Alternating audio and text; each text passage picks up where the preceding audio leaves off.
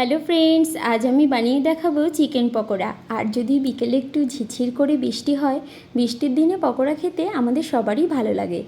সেই জন্য আজকে আমি চিকেনগুলোকে ভালো করে ধুয়ে পেঁয়াজ রসুন কাঁচা লঙ্কা আদা পেস্ট সামান্য একটু লেবুর রস আর নুন দিয়ে আমি মেখে 1 ঘন্টা রেখে দেবো। তারপর আরেকটি বাটিতে বেসন, পেঁয়াজ রসুন পেস্ট, কাঁচা লঙ্কা পেস্ট, একটু সামান্য লঙ্কার গুঁড়ো, চাট মশলা, নুন হলুদ আর একটা গোটা ডিম দিয়ে ভালো করে ফেটিয়ে নেব। তারপর মেখে রাখা চিকেনে সেই মশলাটা দিয়ে আবার ভালো করে মেখে নেব।